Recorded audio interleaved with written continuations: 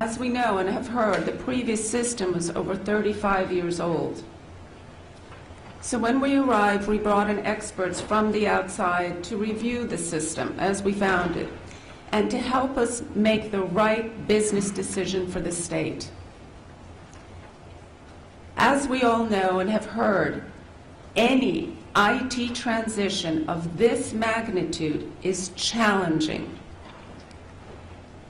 And I will not, we will not be satisfied until every provider is paid for the service that they render to the citizens of this state. We have dealt over the last several years with a variety of surprises at the end of the year.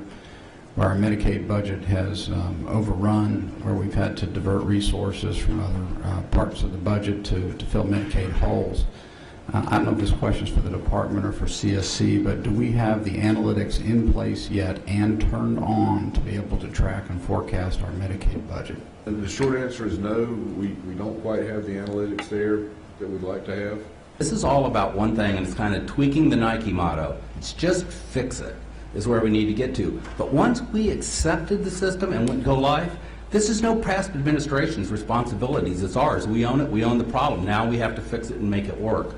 I'm concerned really that some of this could have been prevented had we delayed going live. And I'm also wondering, like Senator Tart here, how much of that is driven by the CSC contract and what are penalties, et cetera, because we ought to be concerned about providers receiving their payments, because if they stop services, people are going to suffer. They're going to hurt.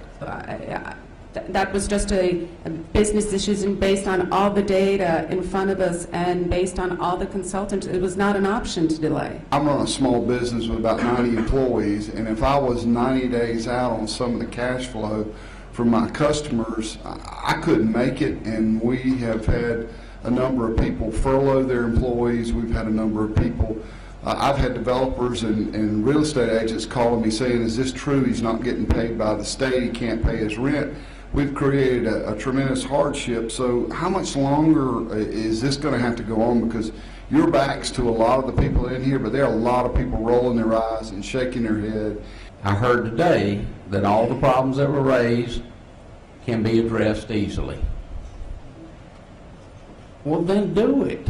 This is an enormously complicated system, and it is our obligation to make sure that every single provider in the state is paid appropriately for the service that are rendering to the citizens of our state. I need to know when we can expect these problems to be solved. When can our providers expect to be paid on time? We expect virtually all providers by the end of November to be successfully submitting claims.